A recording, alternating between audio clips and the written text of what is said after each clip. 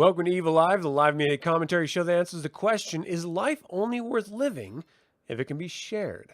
Subscribe if you're new to the channel because today we are reviewing HBO's The Last of Us. Season 1, Episode 3, long time. Sweet hell. Yeah, you only get me today. Sorry for all of you who are hoping for my co-host. This episode was devastating. Just in every sense of the word, 100% absolutely devastating. And I'm still sort of reeling from it. I've watched it twice now, and it doesn't get easier at all. It's crazy. So my initial thoughts of this episode are, that's how you write. That's how you act. That is great television. I have no emotional connection to the game, and I know that people who have played the game are complaining that this deviates from it, but it's the creator of the game that did the deviation, and so I don't really care. All I know is that this is a beautiful story that honestly touched me deeply, and if all we get are little vignettes in a post-apocalyptic world like this for the rest of the season, I'm 100% fine with that. This was fucking beautiful. All right, my initial thoughts. So this was directed by Peter Hoare, written by Craig Mazin, and it aired, of course, this past Saturday, or yesterday, Sunday, January 29. So it starts with Joel actually building a cairn, which is kind of a hiker thing to do, a backpacker thing to do. It's also a really old school human way of burying remains, as you'd pile rocks up around the body. And of course he's doing it for Tess because she just sacrificed herself after she was infected to make sure that Joel and Ellie could get out. And he's feeling the reverberation of that. And, you know, that's something that you do in life, unfortunately, is that you outlive other people and you're forced to face the pain and the sorrow that comes with surviving others. And if it's someone that you genuinely love, not just like a family member that you have a tangential connection to, but if it's, you know, they were clearly lovers. And for him to lose Tess in that way, it's devastating, it's sad, and it's also kind of beautiful as well. Ultimately, when he was finished making that cairn, I was already primed for full waterworks, all right? So emotionally, I'm in that space. And then we're cutting to Ellie and Joel sort of searching for resources. And Joel, knowing that in this one, I guess it was a gas station, he had hidden some stuff, and he's looking for it. And this allowed Ellie to sort of go on her own for the briefest of moments. She goes into this sort of cellar space of this this gas station. She finds some tampons, but then also one of the infected who is sort of buried under like a collapsed roof or something in this basement and trapped. And she does what I think every little kid does. I remember with my brother, we would go out to the field, we would catch grasshoppers, we'd pull their arms and legs off because we're monstrous boys. Nowadays, I would never do that because I have emotional connections to other living beings on this planet. But as kids, you just sort of experiment. You don't really know any better. And, you know, you do stuff like get a magnifying glass and like burn bugs like ants and grasshoppers and stuff. We had a lot of grasshoppers where I grew up. And so I sort of attributed that to what Ellie was doing. You know, she just sees this, no, it's no longer human. You know, it's this infected creature who is infinitely more fungus than human at this point. And so she doesn't really have that same connection to human life and such. So she sort of cuts it to see if it'll bleed, which very, very little. You know, you can already see the sort of the fungus membranes flowing through and taking over the once human body. And just almost in an act of outright rage for, you know, you can chalk it up to you're the result of why my life is this way.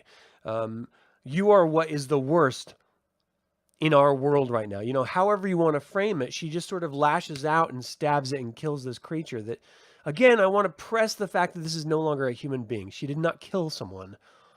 And it's an important distinction for her character. Not only is it, the emotional connection that we're getting from Ellie to the physical world around her up until this point has always been, you were able to fly in a plane. How amazing is that?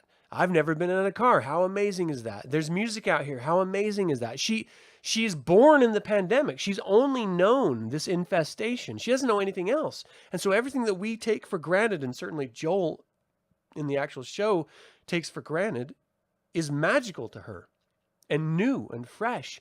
And you can sort of extrapolate out that this murdering this one infected fungus monstrosity is her lashing out for everything that she missed out on. And it is very resonant with the fact that we just went through COVID lockdowns and feeling all of those emotional problems. Like, my son graduated from high school in COVID, which means that he never had that graduation experience. That, there's modified versions of it, which were less than. There's never no like party or anything. And so he was kind of robbed. And watching this and watching Ellie's reaction to this fungus creature was very much sort of me emotionally reliving the absence of celebration that my son was forced to go through. And in lesser parts, my daughter, she was younger. She didn't graduate high school. But still. Anyway, so she ends up coming back up, doesn't say anything about killing the creature, doesn't even mention the creature at all. She's just sort of like, this one's for me. I'm keeping this in the vest, my little, I don't know, locket, vault, whatever. She's keeping it to herself as just a personal moment. And they travel down a road.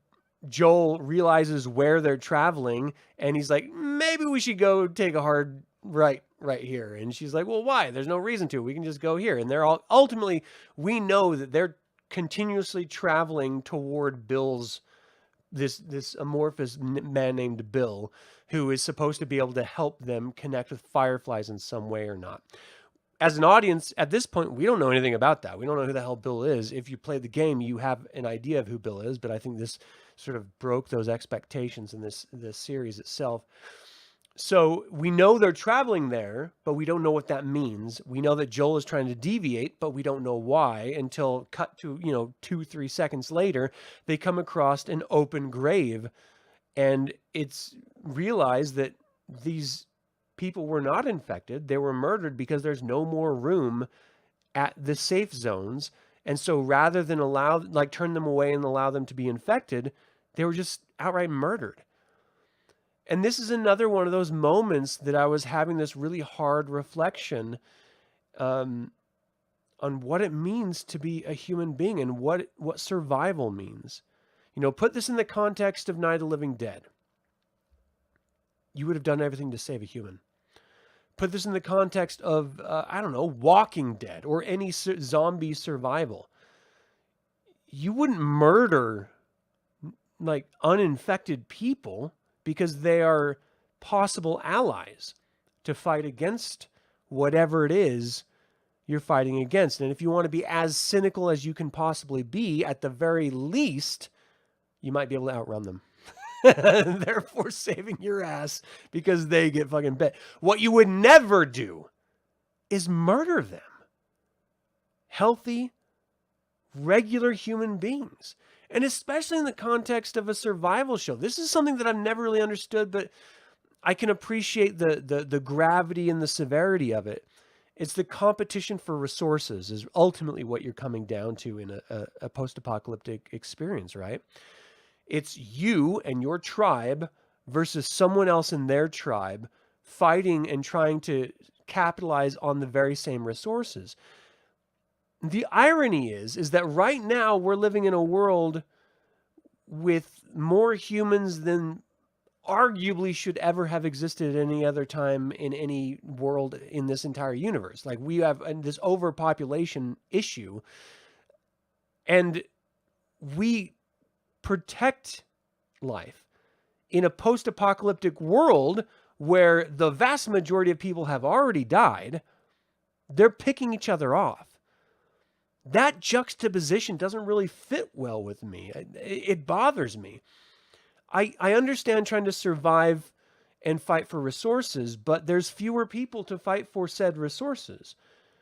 And yes, those resources are dwindling. I just can't see, unless you're breaking moral constructs, meaning murder, rape, whatever, then live and let live, Holmes. Right? Why would you outright murder babies and their mothers, which is exactly what this scene led us to learn, is that it hyper focused on the remains of this mother and this infant, and then it cut to the past so that we could see the mother and infant in this sort of 1-2 Ollie knockout moment of emotional stress. As a viewer, you're just like, oh, that's devastating. Holy shit, this reminds me of Nazi Germany. This reminds me of the Holocaust. And now I'm forced to reckon with the fact that now this reminds me of what humans just naturally do in every single situation ever. We are the worst. We we don't deserve this planet, and we certainly don't deserve life for the most part, in my humble opinion. I'm glad I have it, though. I'll say that. So, watching this young wife and mother get on this sort of government-funded, basically a bus. It's like a deuce and a half as far as the trucks go. And then it's like driving off with a bunch of survivors. We know they're going to end up being killed and left in this ditch. And it's just this sobering reality that we're forced to watch and really hammer home with as much gravity as can be expected in this situation, that this is the eventuality. You will all die this way, if not from the infected, then from other living beings. It's fucking depressing. But that's our setup to the show. Like, that's how it begins, which blows my mind. And then we get to cut to Bill, who is this wilderness well, he calls himself a survivalist, but he's just one of those fucking bunker digging, crazy American fucking survivalists. Like, people who plan for the worst and end up, when the worst actually happens, being justified, but that worst has never actually really happened yet. And so they're just crazy people at this point. Well, he's one of those crazy people who is justified because shit does hit the fan, and all of his precautions and preparations have paid off.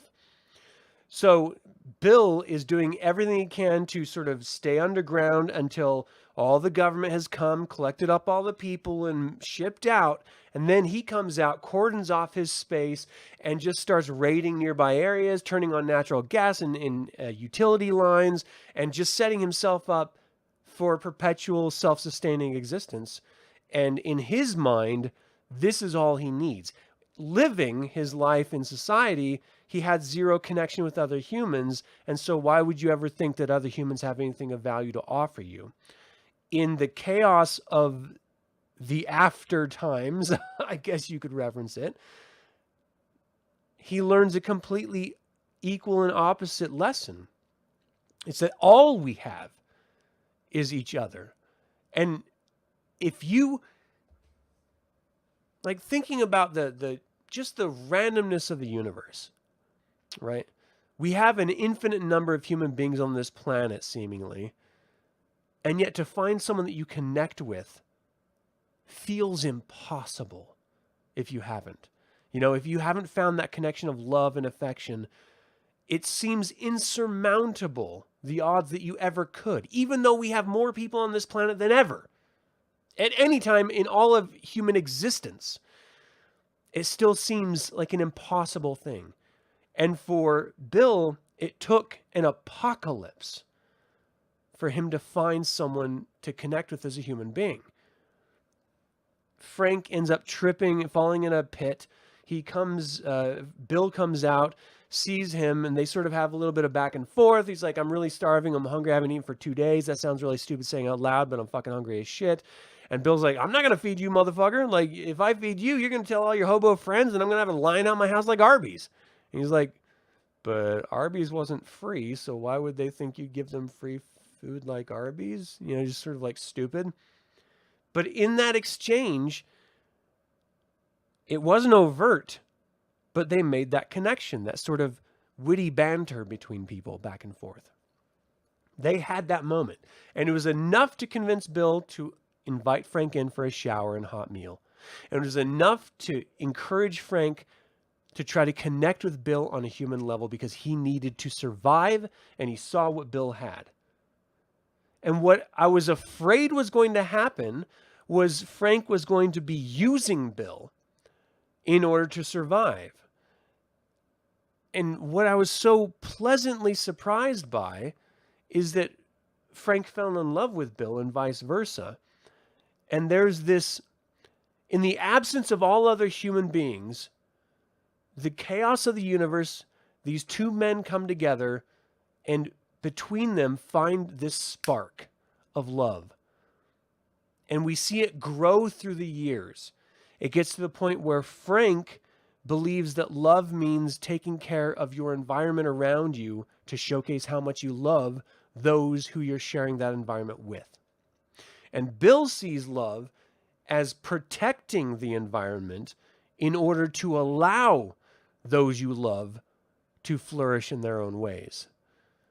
And so it's this perfect connection between needs and wants and desires, and they just immediately just fall in love. And, you know, there's something about it that makes me infinitely happy that I've already found that connection, and desperately sad for those who haven't to see it on screen with these two men. It's fucking heartbreaking, just the experience of falling in love, recognizing that love, and celebrating that love is heartbreaking. I don't know what it is, it always gets me every time. That's before any of the bad things happen. And then the bad things fucking happen. But before we get to that, Frank is, insistent that, look, we're going to have friends. We need to make things look nice. I want to invite friends over. And Bill's like, there's no one. There are no living beings. There's no friends to be had. You're fucking crazy.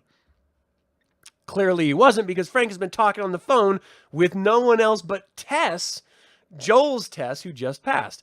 Again, we're back in time. So this is when Joel and Tess seemingly had early in their connection to each other, but clearly years after the fallout of the initial infection phase.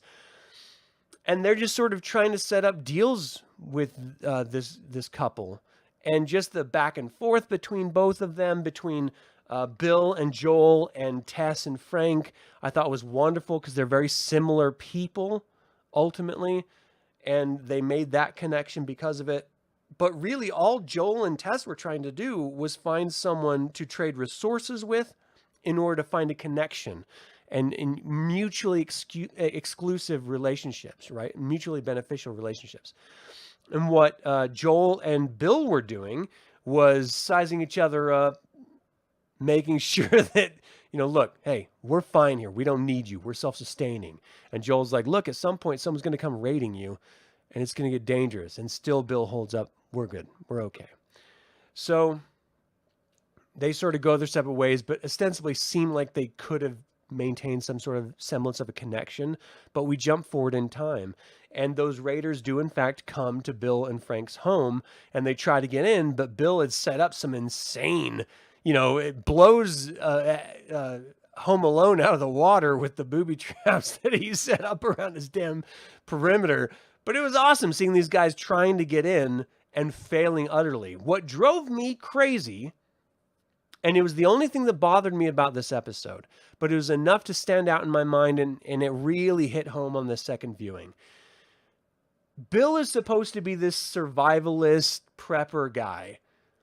You would never stand up with your rifle in full open streets without some sort of cover and concealment and try to snipe people behind concealment of flames on the other side of your fence. There is not a world where anyone who has ever been trained in firearms would do that. And certainly not someone that Bill is being presented as being. You would not do it, especially when there's a goddamn 3/4 like stone fence 10 feet to his right. He could just do a prone unsupported. And behind that, he has a little bit of concealment. He's got a little bit of cover. And that would have saved his ass from getting shot. But instead, he was out there in the openness of the street, unsupported, firing his rifle like a fucking idiot. It was so nonsensical to the character that's been presented to us for him to be so exposed when he could have easily done everything that he already did. I understand it would have meant that we wouldn't have had that moment of, that inciting incident where he gets shot and Frank comes out and pulls him back in for safety. We wouldn't have had that. But it was so illogical that it actually made that saving scene not land like it should have. And you can play it off like Bill is just doing his best to save Frank, and so he's not thinking tactically or safety-wise. But it's just, it didn't land with me anyway. Anyway, smaller gripes.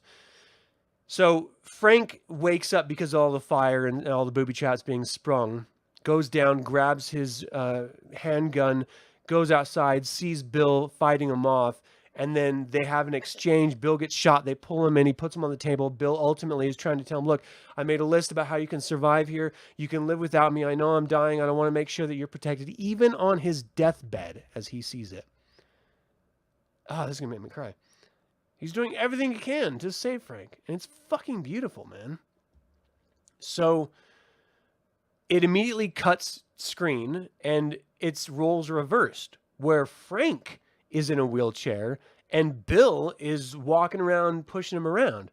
And there's some sort of degenerative muscle or bone disease that Frank is suffering from that we sort of are alluded to. Nothing is ever called out. Not that it really matters. We just realize that a lot of time has passed. These two men have had many years of love and celebration and connection with each other. And the love is so deep that Bill would rather live his life devoted to serving Frank, literally taking care of him, making sure, wiping his ass when he needs it, everything. Rather do that than even imagine a universe where he's not with him. And that's what love is. And that's the true power of, that's the power of love. Like you Lewis in the news. But it's true and it's real. And it's I don't know, man. It's just one of those emotional things that always hits me every single time. So we see him taking care of him, and ultimately Frank has a moment where he's like, look, this is my last day. I'm not going to do this anymore. As someone who is going through this, he must know his limits and the pain that he's experiencing every day, the frustration, the anxiety, the loss, the pure anguish of the experience, watching yourself die and not being able to do anything about it, knowing that there's no medicine that can save you, no doctor with no miracle cures. It's just a matter of time. And so he's taking that time in his own hands, and he tells Bill one morning, this is my last day. And if you love me, then you're going to love me the way I want you to on this last day. And that's heavy as shit. I mean, just beautiful. And Nick Offerman, sweet fucking hell, Nick Offerman, a comedic actor, nails this dramatic entire episode, but this dramatic scene specifically so beautifully. It had me in tears both times I watched it. And just seeing him, and you see everything running across his face. I don't want to. I'm going to refuse this request because I want you. I need you. I need you alive in my life, no matter what that means to you. And then seeing the shame of having that emotion run across his face and the realization that, yes, he desperately loves him. And if it means he has to let him go, then that's the expression of love he has to take. And the reality of that hitting him emotionally, and the radiation of that gravity hitting me and everyone watching it in the audience. Fucking hell. It was the best goddamn performance. And I genuinely think he should be awarded. Like, people should just walk up to him and give him money. Like, give him hugs, pat him on the back, celebrate this goddamn actor for pulling that off, because he's not even a fucking gay man. And he pulled that off so beautifully. He's not even a dramatic actor. He's a comedic actor. And I felt what his character was feeling. And I'm as cynical as they come. I mean, it was fucking amazing. Anyway, so you see him coming to terms with the reality of, okay, I will help you kill yourself because it's what you want, and because you're in so much pain and I love you that much that I will do it. And so he does it, but the sort of kick is that he doesn't want to live without his partner. This is the one man that's brought him happiness. And not just in life, and not just in this post-apocalyptic life, but in his existence, in all of his life. This is the one human being that has meant anything to him. And he feels like the time that he's shared with Frank has fulfilled him as a human, and that he has zero regrets, and that it's worth... Oh, fuck, this is killing me. It's worth going with him as he dies. And there's not even an option of living without him. I mean, it's fucking beautiful. And even Frank admits, when he realizes that Bill had poisoned himself with the drugs, I would be furious at you if it wasn't so romantic. And that's just his character.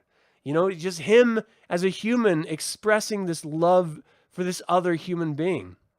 God damn, it's so amazing.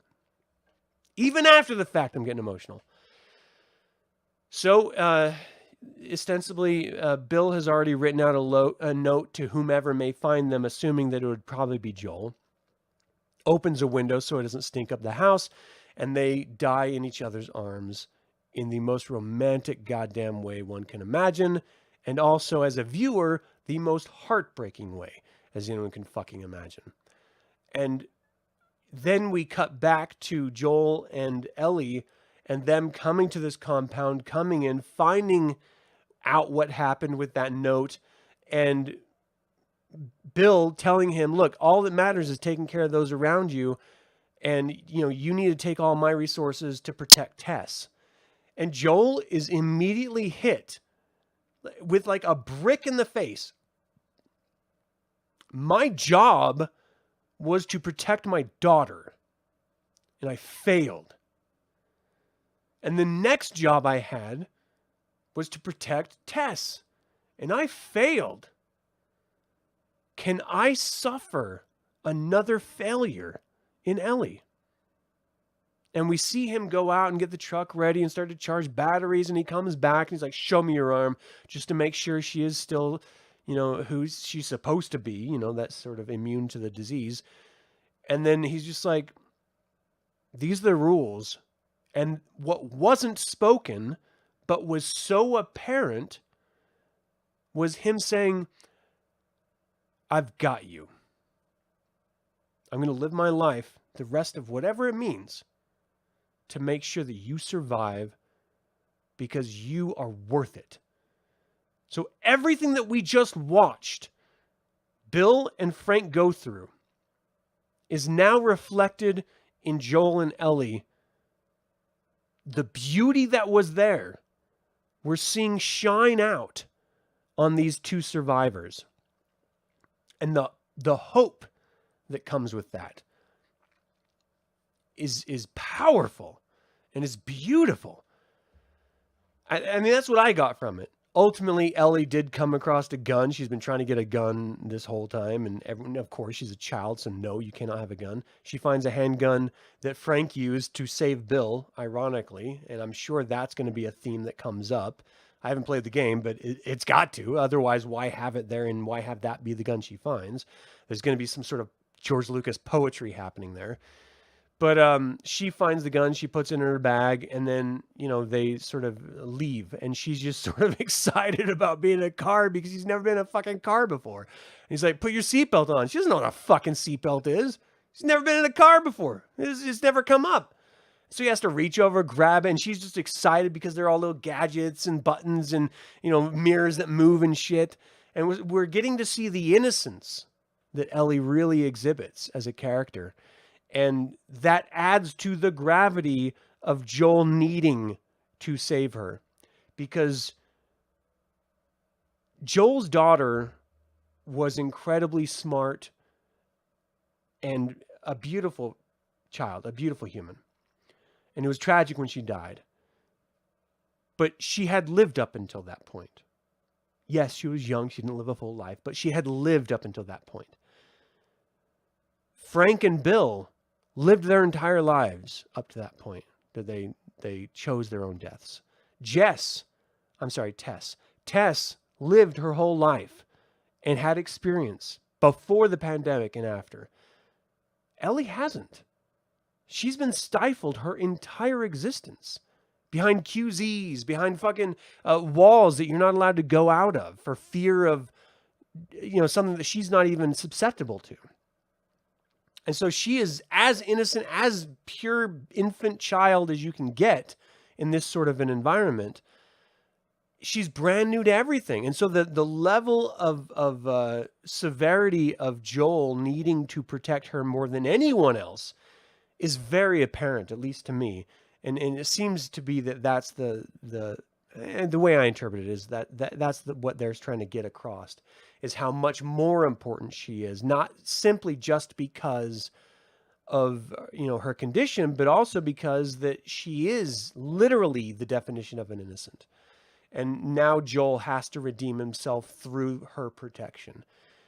And that's at least the message that he's getting, which is the message being sent to us as the viewers.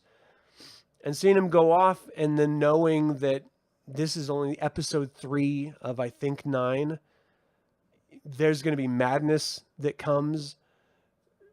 But this episode just really cemented the need that Joel and Ellie have to connect with each other and protect and look out for each other, because they're all they have.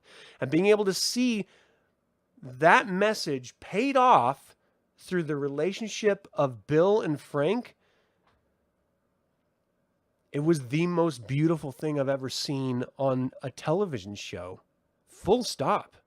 I can't think of one thing that compares even a little to it. It was amazing. I'm really desperately sad that my friend couldn't join me for this discussion, because I think he would dig it. Okay. That being said, of course, I don't even know why I have to throw it up, but I'm going to. 5 out of 5. This episode was beautiful, brilliant, heartbreaking, and a promise of just more to come. Assuming this is the first episode I ever came in on, this would be enough to make me want to watch an entire season. Just this one episode. Being 3 episodes in and seeing the strength of storytelling that's happening here,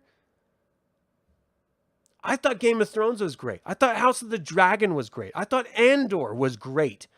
None of that comes close to this. I love Servant desperately. It is not like this. This is next level shit. And I'm so glad I get to experience it.